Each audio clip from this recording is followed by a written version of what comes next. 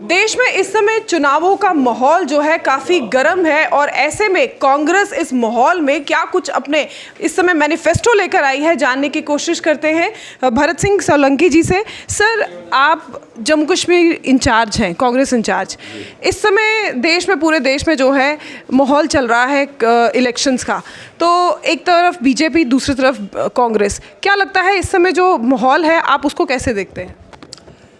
जैसे हमने हमारा न्याय पत्र, आप इलेक्शन मैनिफेस्टो कहे, कुछ भी कहे, बेसिक तो देशवासियों के लिए कांग्रेस पार्टी क्या करने जा रही है चुनाव में जीतने के बाद, सरकार बनाने के बाद, उसके बारे में पूरा जिक्र समाज के सभी वर्गों के लिए, देशवासियों के लिए हमने किया है। आज जो हालात हैं देश में, आपने देख ली होगी मीटिंग्स, पता चलता होगा, लोगों के चेहरे पड़ते होंगे, आप पूरे सिटी में, गांव में घूमते होंगे, तो जनता बदलाव चाहती है, परिवर्तन चाहती है। वो समझ गई है।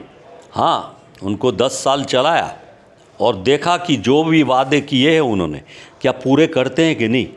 एक भी वादा भारतीय जनता पार्टी की सरकार ने पूरा नहीं किया।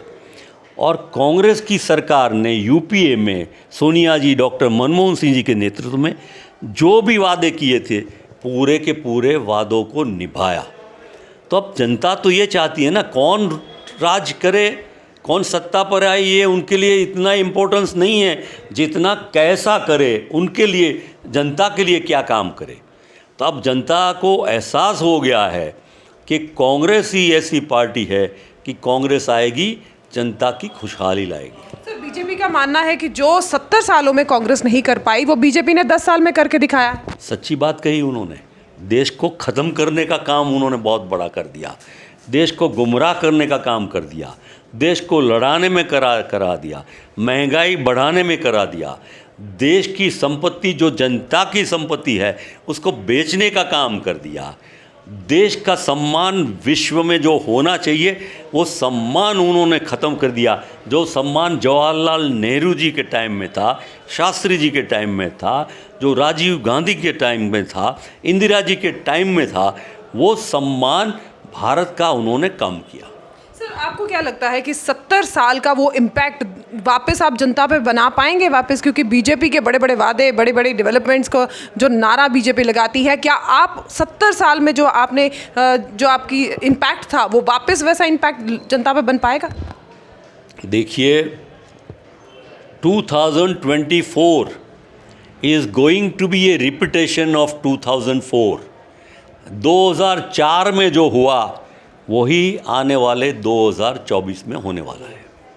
सर, इस समय आज देश के प्रधानमंत्री नरेंद्र मोदी जो हैं वो उधमपुर में एक जन संबोधन रैली कर रहे थे, जहां पर उन्होंने ये साफ तौर पे कहा है कि जम्मू में जल्द ही असेंबली चुनाव जो हैं वो घोषित किए जाएंगे और साथ ही साथ स्टेट हुड को भी बहाल किया जाएगा। क्या लगता है आपको?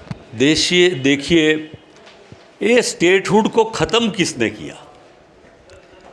यहाँ सेंट्रल पावर टेरिटोरी किसने बनाया? यही भारतीय जनता पार्टी ने बनाया। और ये डिमांड तो ये जम्मू कश्मीर की जनता की है कि स्टेट हुड लाए, और इलेक्शन कराने के बाद तो सुप्रीम कोर्ट ने की है। ये तो करने वाले ही नहीं थे, ये तो अभी भी नहीं चाहते हैं। और मुझे लगता है कि ये जैसे देश का बंटवारा करते हैं, ऐसे जम्मू और कश्मीर का भी बंटवारा कर सकते हैं। इलेक्शन के अखाड़े में इस समय कांग्रेस जो है बीजेपी के कितने ऊपर हावी है? देखिए, बीजेपी के पर हम हावी नहीं है, जनता हावी है। कांग्रेस को आशीर्वाद दे रही है जनता, और जनता हावी हो जाएगी बीजेपी पर और उसको भगा देगी। दोनों सीटों की अगर बात की जाए जम्मू कश्मीर में की, तो क्या लगता है कि क्या दोनों सीटें आपके पल्ले में पड़ेंगी इस बार? दोनों की दोनों सीटों पर जनता का आशीर्वाद हमारे उम्मीदवारों को मिलेगा, और जीतेंगे ही नहीं बट बड़े भारी बहुमत से हमारे दोनों के दोनों उम्मीदवार जीतेंगे। तो ये थे हमारे साथ भरत सिंह सोलंकी, जिनका ये कहना है कि जम्मू कश्मीर की दोनों सीटों पर जो हमारे दोनों उम्मीदवार हैं भारी भरकम वोटों से जीतेंगे। आपका क्या कुछ कहना है इस वीडियो के बारे में? कमेंट सेक्शन में कमेंट करके ज़रूर बताइएगा। तब तक के लिए मुझे दीजिए इजाज़त। कैमरामैन अजय जाड़ू के साथ मैं नीतू सिंह, ग्रेटर जम्मू के लिए। धन्यवाद।